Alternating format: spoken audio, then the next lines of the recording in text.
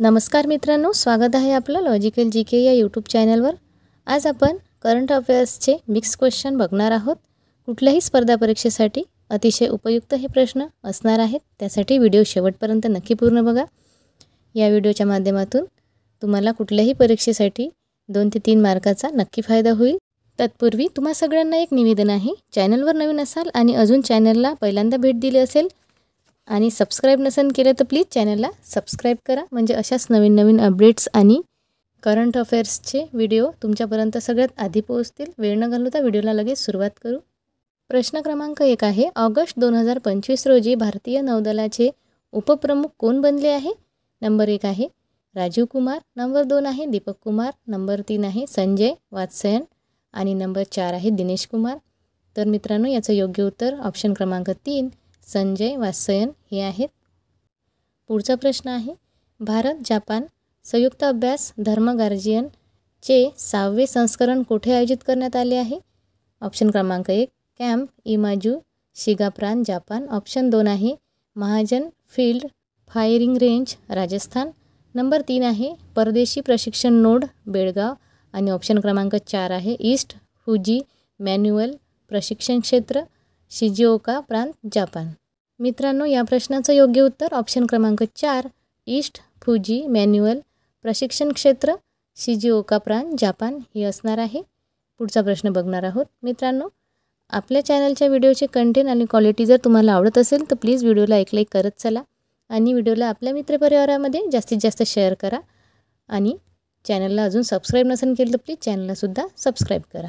प्रश्न क्रमांक 3 आहे, अर्थमंत्री निर्मला सीतारामन यांनी 1 फेब्रुवारी 2025 रोजी कितवा अर्थसंकल्प सादर केला? ऑप्शन आहे 8वा, दुसरा ऑप्शन आहे 9वा, ऑप्शन 3 आहे 6वा आणि ऑप्शन क्रमांक 4 आहे 10वा। तर मित्रांनो, या प्रश्नाचं योग्य उत्तर असणार आहे ऑप्शन क्रमांक 1 8वा, म्हणजे यावेळेस 8वा अर्थसंकल्प निर्मला सीतारामन यांनी सादर केलेला आहे। प्रश्न क्रमांक 4 आहे, भारतातील पहिली AI युनिव्हर्सिटी कुठे बांधली जाईल? तर याचं पहिलं ऑप्शन आहे गुजरात, दुसरा ऑप्शन आहे महाराष्ट्र आणि तिसरा ऑप्शन आहे तामिळनाडू, चौथं ऑप्शन आहे उत्तराखंड। तर मित्रांनो, या प्रश्नाचं योग्य उत्तर आहे महाराष्ट्र राज्य आणि महाराष्ट्र राज्यातील मुंबई येथे ही AI युनिव्हर्सिटी बांधण्यात येणार आहे। प्रश्न क्रमांक 5 आहे, भारतीय रेल्वेच्या 69व्या विभागाच्या रूपात अलीकडे कोणता विभाग स्थापन करण्यात आला, ज्याचे उद्घाटन नरेंद्र मोदी यांनी केले? ऑप्शन क्रमांक 1 आहे जम्मू काश्मीर रेल्वे विभाग, ऑप्शन क्रमांक 2 आहे लडाख रेल्वे विभाग, ऑप्शन क्रमांक 3 आहे वडाळा रेल्वे विभाग आणि ऑप्शन क्रमांक 4 आहे यापैकी नाही। तर मित्रांनो, या प्रश्नाचं योग्य उत्तर आहे ऑप्शन क्रमांक 1 जम्मू काश्मीर रेल्वे विभाग। मित्रांनो, सगळेच प्रश्न अतिशय महत्त्वपूर्ण असल्यामुळे तुम्ही व्हिडिओ शेवटपर्यंत नक्की पूर्ण बघा। प्रश्न क्रमांक 6 आहे, भारतातील पहिल्या जनरेशन बीटा बाळाचा जन्म कोणत्या राज्यात झाला? ऑप्शन क्रमांक 1 आहे ओडिसा, ऑप्शन क्रमांक 2 आहे मणिपूर, ऑप्शन क्रमांक 3 आहे मिझोराम आणि ऑप्शन क्रमांक 4 आहे नागालँड।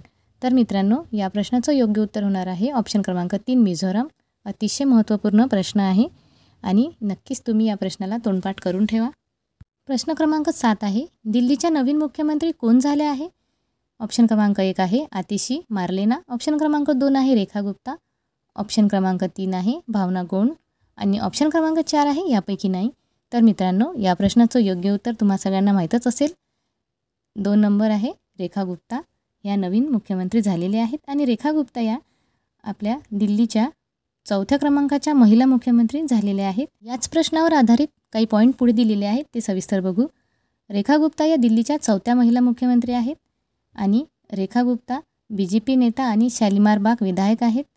आणि पुढे दिलेला आहे, दिल्लीच्या पहिल्या महिला मुख्यमंत्री या सुषमा स्वराज होत्या, दुसऱ्या होत्या शीला दीक्षित आणि तिसऱ्या नंबरच्या होत्या आतिशी मार्लेना या आप या पार्टीच्या होत्या आणि चौथ्या आहेत रेखा गुप्ता या 4 नंबरच्या महिला मुख्यमंत्री दिल्लीला लाभलेल्या आहेत। प्रश्न क्रमांक 8 आहे, कोणत्या देशाने 18व्या सूर्यकिरण या लष्करी सरावाचे आयोजन केले आहे? ऑप्शन आहे श्रीलंका, दुसरा नंबरचा ऑप्शन आहे नेपाळ, तिसरा ऑप्शन आहे अमेरिका आणि चौथा ऑप्शन आहे भारत। तर मित्रांनो, या प्रश्नाचं योग्य उत्तर ऑप्शन क्रमांक 2 नेपाळ हे असणार आहे, कारण भारत आणि नेपाळच्या दरम्यान सूर्यकिरण हा लष्करी सराव झालेला आहे. प्रश्न क्रमांक 9 आहे. 79व्या स्वातंत्र्य दिनाची म्हणजे 15 ऑगस्ट 2025ची थीम काय आहे? ऑप्शन क्रमांक 1 आहे नया भारत न्यू इंडिया, ऑप्शन क्रमांक 2 आहे विकसित भारत, ऑप्शन क्रमांक 3 आहे उदंड भारत आणि ऑप्शन क्रमांक 4 आहे चमकता भारत.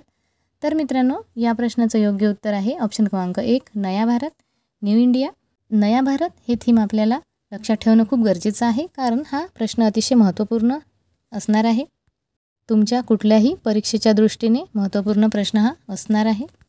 नेक्स्ट आहे 10वा नंबरचा प्रश्न. स्वातंत्र्यदिनी म्हणजे 15 ऑगस्टला सर्वात लांब भाषण देणारे प्रधानमंत्री कोण ठरले आहे? ऑप्शन क्रमांक 1 आहे इंदिरा गांधी, ऑप्शन क्रमांक 2 आहे पंडित जवाहरलाल नेहरू, ऑप्शन क्रमांक 3 आहे मनमोहन सिंग आणि ऑप्शन क्रमांक 4 आहे नरेंद्र मोदी. तर मित्रांनो, या प्रश्नाचं योग्य उत्तर ऑप्शन क्रमांक 4 नरेंद्र मोदी हे सगळ्यात जास्त वेळपर्यंत भाषण देणारे भारताचे पंतप्रधान ठरलेले आहे. आणि नरेंद्र मोदी सरांनी या 15 ऑगस्ट 2025ला 103 मिनिटपर्यंत भाषण दिलेलं आहे, म्हणजे खूप जास्त वेळपर्यंत यांनी भाषण दिलेलं आहे. याच प्रश्नावर आधारित पॉईंट आहे. नरेंद्र मोदी यांनी आतापर्यंत सगळ्यात लांब भाषण दिलेलं आहे. 103 मिनिट भाषण त्यांनी 15 ऑगस्ट 2025 रोजी दिलेलं होतं. तर हा पॉईंट आधीच मी तुम्हाला क्लिअर केलेला आहे. आणि पुढे आहे स्वातंत्र्य दिनाच्या दिवशी सगळ्यात लांब भाषण देणारे पहिले पंतप्रधान नरेंद्र मोदी हे ठरलेलं आहे. अतिशय महत्त्वाचे हे पॉईंट आहे. परीक्षेच्या दृष्टीने हे पॉईंट लक्षात ठेवणं खूप गरजेचं आहे तुमच्यासाठी. पुढे बघू. 11 नंबरचा प्रश्न आहे. वुमेन प्रीमियम लीग WPL 2025चा किताब कोणत्या संघाने जिंकला आहे? ऑप्शन क्रमांक 1 आहे दिल्ली कॅपिटल, ऑप्शन क्रमांक 2 आहे मुंबई इंडियन्स, ऑप्शन क्रमांक 3 आहे गुजरात जायंट्स आणि ऑप्शन क्रमांक 4 आहे रॉयल चॅलेंजर बेंगळुरू. तर मित्रांनो, या प्रश्नाचं योग्य उत्तर ऑप्शन क्रमांक 2 मुंबई इंडियन्स हे असणार आहे. प्रश्न क्रमांक 12 आहे. राष्ट्रीय फुटबॉल चॅम्पियनशिप संतोष ट्रॉफी 2024-25 कोणत्या संघाने जिंकली आहे? ऑप्शन क्रमांक 1 आहे केरळ, ऑप्शन क्रमांक 2 आहे पंजाब, ऑप्शन क्रमांक 3 आहे पश्चिम बंगाल आणि ऑप्शन क्रमांक 4 आहे रेल्वे. तर मित्रांनो, या प्रश्नाचं योग्य उत्तर ऑप्शन क्रमांक 3 पश्चिम बंगाल हे असणार आहे. पुढे बघू. प्रश्न क्रमांक 13. सर्वाधिक ग्रँड स्लॅम सामने खेळणारा खेळाडू कोणता आहे? ऑप्शन क्रमांक 1 आहे रोजर फेडरर, ऑप्शन क्रमांक 2 आहे सेरेना विलियम, ऑप्शन क्रमांक 3 आहे नोवाक जोकोविच आणि ऑप्शन क्रमांक 4 आहे यापैकी नाही. तर मित्रांनो, या प्रश्नाचं योग्य उत्तर ऑप्शन क्रमांक 3 नोवाक जोकोविच हे असणार आहे. नोवाक जोकोविच यांनी सर्वाधिक ग्रँड स्लॅम सामने खेळण्याचा मान पटकावलेला आहे. पुढे बघणार आहोत. प्रश्न क्रमांक 14 आहे. आसामचे मुख्यमंत्री यांनी कोणत्या शहराला आसामची दुसरी राजधानी म्हणून घोषित केले? ऑप्शन क्रमांक 1 आहे दिब्रुगढ, ऑप्शन क्रमांक 2 आहे गुवाहाटी, ऑप्शन क्रमांक 3 आहे तेजपूर आणि ऑप्शन क्रमांक 4 आहे यापैकी नाही. तर मित्रांनो, या प्रश्नाचं योग्य उत्तर ऑप्शन क्रमांक 1 दिब्रुगढ हे असणार आहे. दिब्रुगढ ही आसामची दुसरी राजधानी म्हणून मुख्यमंत्र्यांनी घोषित केलेला आहे. अतिशय महत्त्वपूर्ण हा प्रश्न असणार आहे.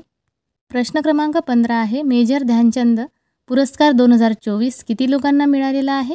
ऑप्शन क्रमांक 1 आहे 3, ऑप्शन क्रमांक 2 आहे 5, ऑप्शन क्रमांक 3 आहे 4 आणि ऑप्शन क्रमांक 4 आहे 6. तर मित्रांनो, या प्रश्नाचं योग्य उत्तर मेजर ध्यानचंद पुरस्कार एकूण 4 लोकांना मिळालेला आहे. म्हणजे या प्रश्नाचं योग्य उत्तर ऑप्शन क्रमांक 3 हे असणार आहे. आणि याच प्रश्नाविषयीची सविस्तर माहिती आपण पुढे बघणार आहोत. अतिशय महत्त्वपूर्ण पॉईंट आहे. मेजर ध्यानचंद पुरस्कार 2024 विजेते 1 नंबरला आहे डी गुकेश, हे शतरंजशी संबंधित आहेत. 2 नंबर आहे मनू भाकर, या निशाणीबाजीशी संबंधित आहेत. आणि 3 नंबर आहे हरमनप्रीत सिंग, हे हॉकीशी संबंधित आहेत. आणि 4 नंबरला आहे प्रवीण कुमार, हे पॅरा ॲथलेटिक्स प्लेयर आहेत. तर असे 4 जणांना 2025चा मेजर ध्यानचंद पुरस्कार मिळालेला आहे. तर मित्रांनो, हे होते करंट अफेअर्सचे अतिशय महत्त्वपूर्ण प्रश्न. कुठल्याही स्पर्धा परीक्षेसाठी अतिशय उपयुक्त हे प्रश्न असणार आहे. मित्रांनो, आपल्या चॅनलचे व्हिडिओ आणि व्हिडिओ कंटेंट तुम्हाला आवडत असेल तर प्लीज व्हिडिओला एक लाईक करा आणि जाता जाता चॅनलला सबस्क्राईब करा. व्हिडिओला मित्रपरिवारामध्ये जास्तीत जास्त शेअर करा. पुन्हा भेटू अशीच एक नवीन अपडेट आणि महत्त्वपूर्ण क्वेश्चन घेऊन. तोपर्यंत धन्यवाद.